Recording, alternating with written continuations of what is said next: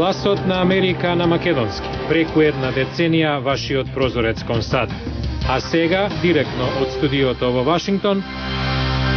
Добро вечер, го гледате ТВ журналот News Flash на Гласот на Америка на македонски јазик, а јас сум Лилица Китановска. Иран вели дека има право да ги избере инспекторите кои ќе вршат мониторинг на нивните нуклеарни објекти и дека има право да нареди смрт со каменување. Ова е само најава на вестите што прават наслови денеска. Раководителот на иранската нуклеарна програма Али Акбар Салехи соопшти дека неговата земја има право да избира инспектори кои вршат надзор на нуклеарните објекти. Агенцијата вели дека иранските повторителни приговори на назначените инспектори ја попречуваат работата на ова тело, а Вашингтон вели дека Иран и натаму се обидува да го развие својот капацитет за нуклеарно оружје. Иран вели исто така дека странските земји не треба да прават случај поврзан со човековите права од оној во кој жена е осудена на смрт со каменување поради наводна вонбрачна врска. Портпаролот на иранското министерство за надворешни работи изјави дека доколку ослободувањето на убици влегува во категоријата на човекови права, тогаш државите треба да ги ослободат сите убици од нивните затвори. УНИЦЕФ во извештај објавен во вторникот вели дека скратувањата на буџетот, порастот на цените и климатските промени ги забавуваат напорите за елиминирање на сиромаштијата меѓу децата. Во документот стои дека е забележан пораст на нееднаквоста меѓу децата. Агенцијата додава дека глобалната економска криза резултирала во помал буџет за помош на децата во светот. И за тенис на крајот, швајцарецот Роџер Федерер се пласираше во четвртфиналето на US Open по победата на австриецот Јурген Мелцер. Федерер, втор на светската тениска листа, се среќава со петопласираниот Робин Содерлинг од Шведска. Пласман во четвртфиналето обезбеди србинот Новак Џоковиќ со поразот на 19-то пласираниот Марди Фиш. Џоковиќ во следниот натпревар ќе игра со французинот Гайл Монфилс.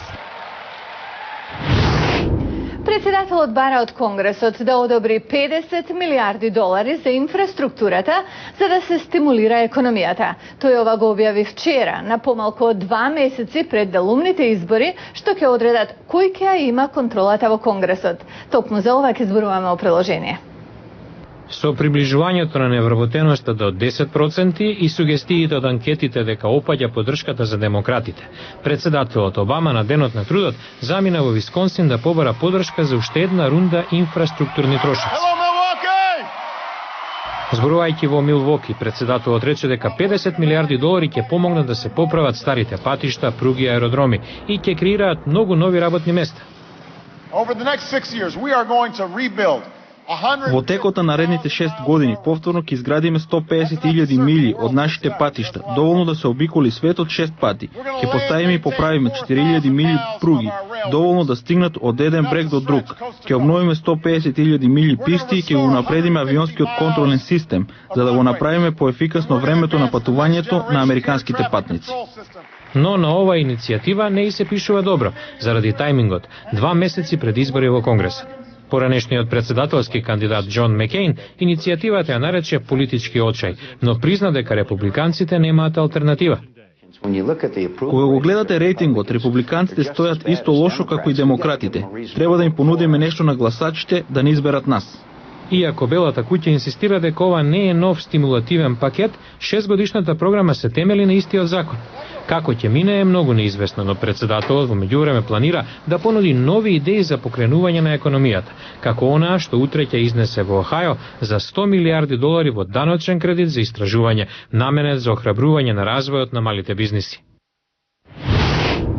Во САД, корпорациите и групи на активисти редовно вршат влијание врз Конгресот и извршната власт во донесувањето на одлуки од јавен интерес. Лобирањето често се критикува како промоција на специјални интереси врз грбот на јавноста. Во прилогот број 2 од триделната серија на оваа тема говориме за законите што спречуваат лобирањето да стане подкупување. Постојат закони, како и етички правила за членовите на Конгресот и владата за лобирањето.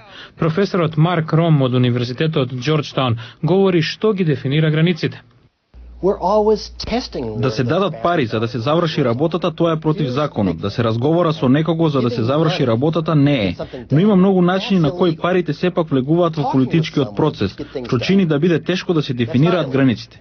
Медиумите и граѓанските здруженија будно следат како се врши лобирањето. Еден од оние што наблюдува е Кен Вогел од магазинот Политико во Вашингтон. Ако забележат нешто чудно, дури при најмал знак за неправилност во вршењето на влијание за одреден закон, веднаш реагираат. Тоа може да стане случај што штетно ќе се одрази на вклучениот политичар. Толку штетно што политичарот може да заврши зад решетки. Конгресменот од Калифорнија Ренди Дјук Канингхам доби казна затвор од 8 години за подкуп и други обвиненија. Прифатил контрауслуги од договорен соработник, меѓу кои и јахта за живење во пристаништето во Вашингтон.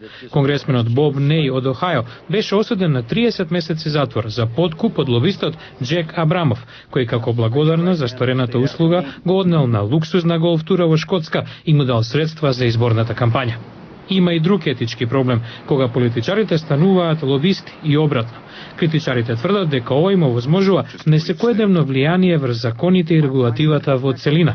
Например, ново истражување на Вашингтон Пост индицира дека тројца на секои 4 лобисти за нафтената и гасна индустрија порано работеле во федералната влада, а многумина од нив на законодавни позиции. Во редовното годишно обраќање до нацијата, Обама зимава кажа: ги исклучивме лобистите од местата на кои се креира политиката или позициите во одборите и комисиите на федералната влада.